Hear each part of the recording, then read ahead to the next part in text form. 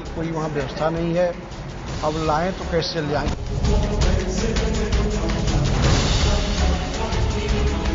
कल के बाद जो है बिल्कुल संपर्क टूट गया, क्योंकि सबके मोबाइल डिस्चार्ज हो गए। खाने को उनके पास 3 दिन से 4 दिन से कुछ नहीं मिला है।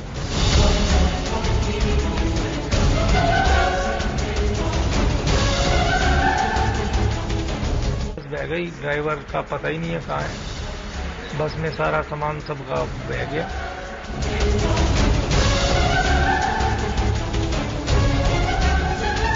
यही इंतजार है कि वो, बस भगवान से हम यही प्रार्थना करते हैं कि अब वो जल्दी से वापस आएं।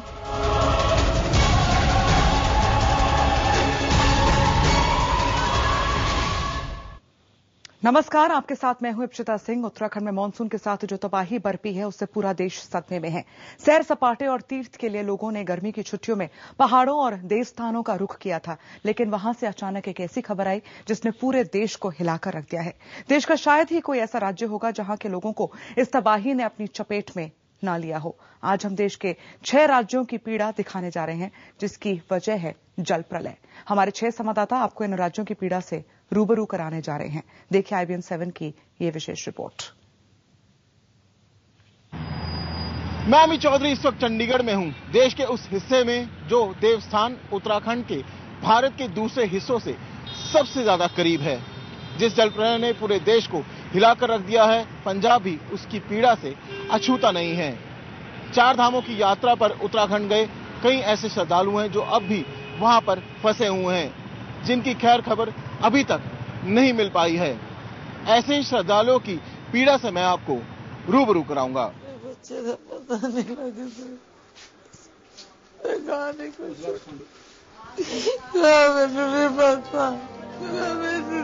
जब कलेजे के टुकड़े की कोई खबर न मिले तो माँ के दिल को करार कैसे आए।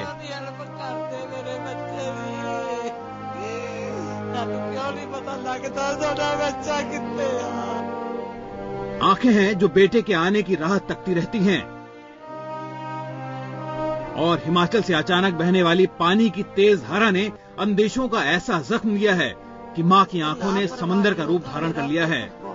आंसू थमते नहीं। जिस रिश्तेदार को भी इस घर के चिराग के केदारनाथ यात्रा पर जाने की खबर मिली, वो अब यहाँ पहुँच रहे हैं और उनके पास इस माँ को दिलासा देने के सिवाय और कुछ नहीं। कोई ये नहीं कह पा रहा कि वो इस माँ का बेटा वापस ला देगा।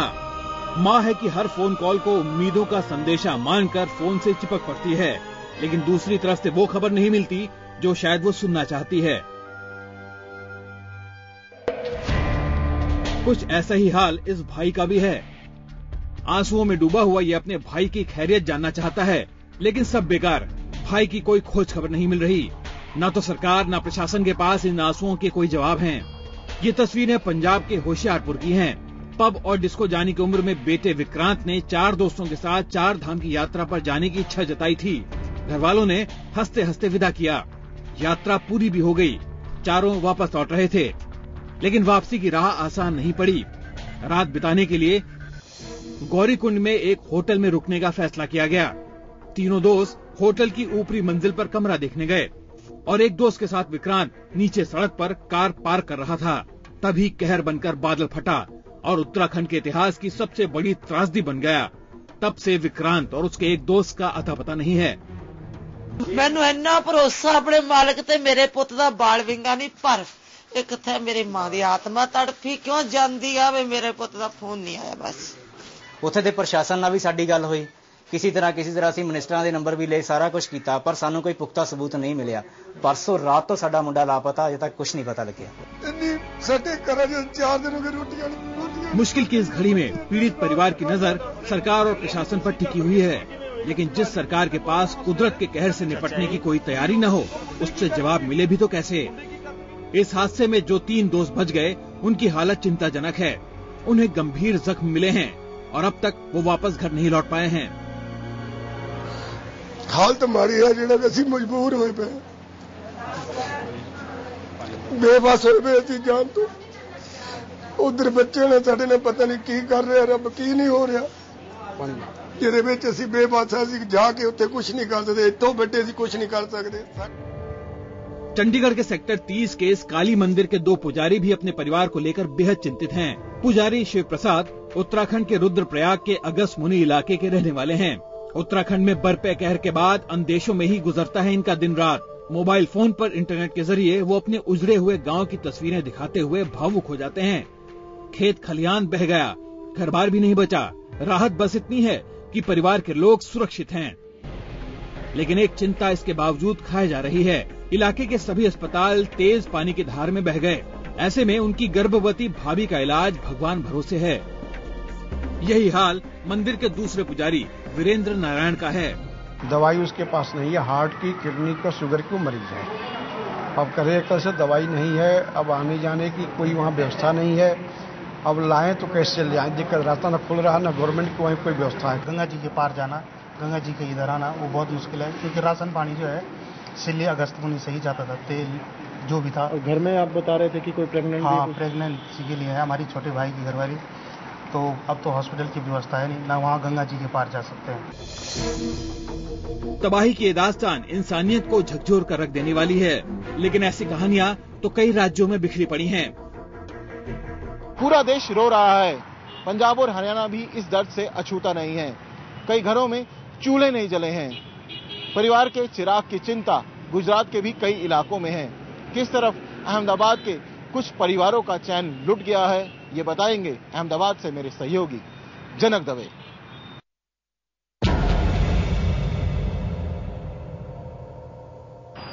हर तरफ दुख ही दुख है। जिन दुखों से पीछा छुड़ाने के लिए लोग भगवान की शरण में जाते हैं, वहां भी दुखों से पीछा नहीं छूट रहा। 5 नदियों के राज पंजाब में श्रद्धालुओं के रिश्तेदारों के हाल के बारे में हमारे सहयोगी अमित चौधरी ने आपको बताया। लेकिन पंजाब तो वो जगह है जहां नदियां पहाड़ों से उतरने के बाद बहती है। उत्तराखंड पहाड़ों की वो धरती है जहां नदियां जन्म लेती है, और बादल फटने के बाद ये उफनती नदियां जब कहर की वजह बनती है तो किस तरह देश के दूसरे छोर गुजरात में दिल फूट पड़ता है। आइए अब हम आपको एक के बाद एक ये बताने की कोशिश करते हैं।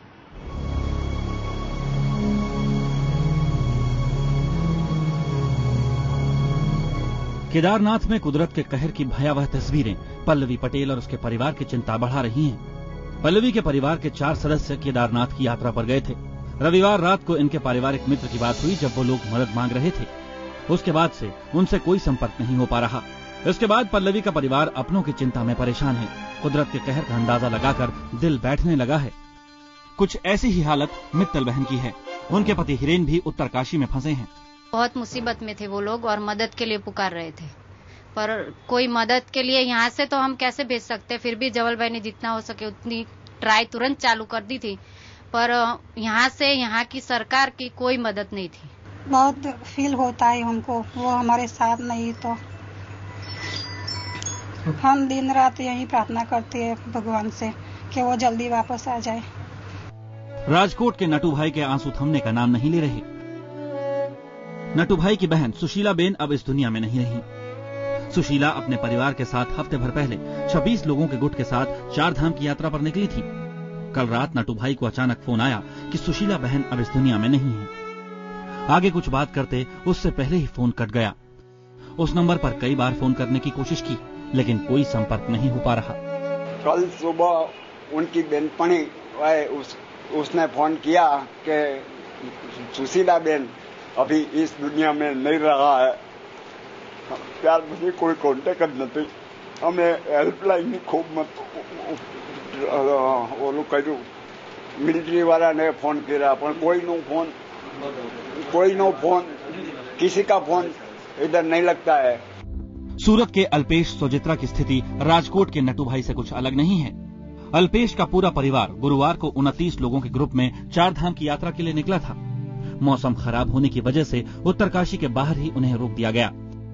अगले दिन वहां से वापस लौटने वाले थे, लेकिन सुबह तक वहां से लौटने का रास्ता भी बंद हो गया, जिसकी वजह से हजारों लोगों के साथ वो उत्तरकाशी में ही फंस गए। दिल की मरीज रही अल्पेश की मां कमलाबेन को अचानक मंगलवार सुबह छाती में तेज दर्द उठा। प्राथमिक उपचार के दौरान ही उनकी मौत हो गई। सूरत लौटने के रास्ते खुलने का कोई ठिकाना नहीं होने की वजह से उनका अंतिम संस्कार कर दिया गया। 4-5 दिन से करीबन वहीं पर थे और वहाँ पर मेरी मदर की तबीयत खराब हुई तो उनको अटैक आ गया, तो सारवार नहीं मिल पाई, इसकी वजह से उनका देहांत हो गया और वहीं पर उनका अंतिम संस्कार किया। चारधाम की यात्रा पर गए गुजरात के कई परिवार फंसे हुए हैं। अहमदाबाद के कई परिवार ऐसे हैं जिनका अपनों से कोई संपर्क नहीं हो पा रहा है। ऐसे में परिवारों की चिंता लाजमी है। मुख्यमंत्री नरेंद्र मोदी ने उत्तराखंड के मुख्यमंत्री से बात भी की है। सरकार ने हेल्पलाइन भी शुरू की है, लेकिन कुछ खास निकल नहीं पा रहा। 3 दिन के बाद भी परिवारों से संपर्क नहीं हो पाने की वजह से लोग गुस्से में भी हैं। गुजरात के लोग देश विदेश में घूमने के शौकीन होते हैं। उनका सबसे बड़ा शौक तीर्थ यात्रा है। हर साल हजारों की तादाद में लोग तीर्थ यात्रा पर जाते हैं। इस बार भी चारधाम यात्रा को हरी झंडी मिलने के बाद यही हुआ। जो चारधाम यात्रा पर निकले वो सोचकर गए होंगे कि जब लौटेंगे तब सबकी तंदुरुस्ती का प्रसाद लेकर लौटेंगे, लेकिन जो गए उनमें से कई लोग अब वापस नहीं लौटेंगे। एक टीस है जो उनके परिवार के दिलों में हुक बनकर उठ रहा है। ऐसी कई कहानियां उत्तर प्रदेश की है। हमारे सहयोगी शलभमणि त्रिपाठी उत्तर प्रदेश और जल प्रलय की पीड़ा के बारे में आपको बताएंगे। कभी उत्तराखंड भी उत्तर प्रदेश का हिस्सा हुआ करता था, अलग हुआ, लेकिन दर्द अभी भी साझा है। तमाम तीर्थ उत्तराखंड में हैं और देश के तमाम हिस्सों से जाने वाले श्रद्धालुओं की तरह ही यहाँ से भी बड़ी तादाद में लोग देव दर्शन के लिए उत्तराखंड जाते हैं। लेकिन इस बार जब कुछ लोग बद्रीनाथ और केदारनाथ के तीर्थ पर गए तो अपने परिवार वालों के लिए जल प्रलय से निकली पीड़ा छोड़ गए।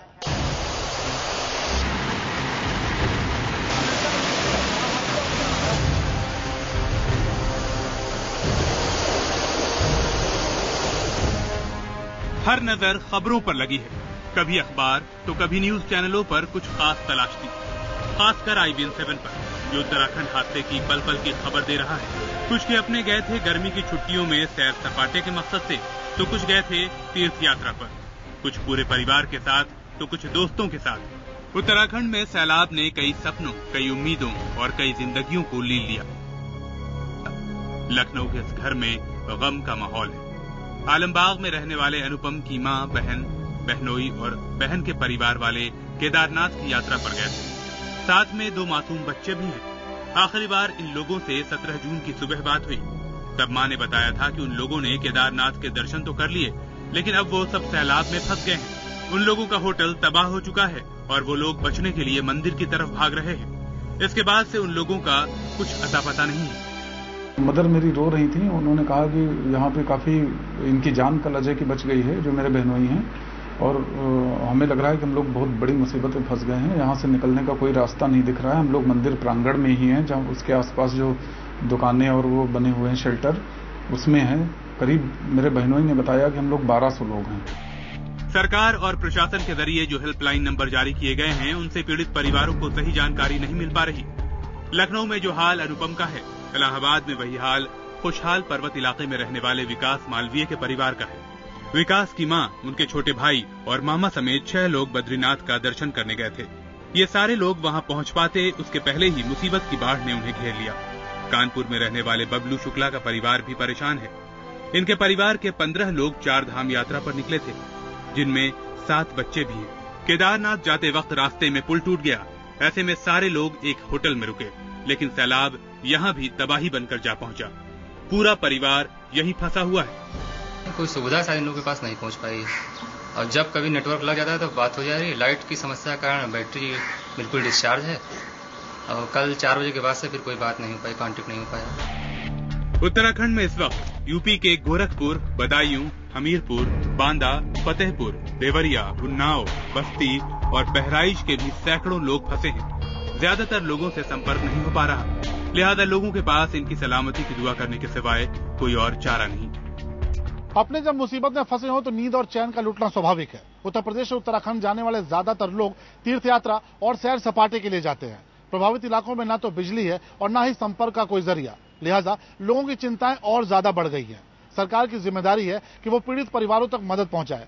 सरकार क्या कर रही है ये बहुत जल्द पता चल जाएगा, लेकिन फिलहाल हम आपको ले चलते हैं मध्य प्रदेश की राजधानी भोपाल, जहां मौजूद है हमारे संवाददाता मनोज शर्मा, जो आपको बताएंगे मध्य प्रदेश के पीड़ित परिवारों का दर्द। उत्तराखंड में आसमान से बरसी आफत ने मध्य प्रदेश के कई परिवारों को अपनी चपेट में ले लिया। भोपाल में भी कई घरों को चार धाम की यात्रा पर निकले अपने परिजनों का इंतजार है। बद्रीनाथ की यात्रा पर निकले कई श्रद्धालुओं का अपने लोगों से संपर्क नहीं हो पा रहा है। जाहिर है अंदेशों ने रातों की नींद उड़ा रखी है। जिन्हें अपनों की खबर मिल रही है वो दुआ कर रहे हैं, लेकिन जिन्हें अपनों का पता नहीं उनके हाथ भी प्रार्थना में जोड़ रहे हैं।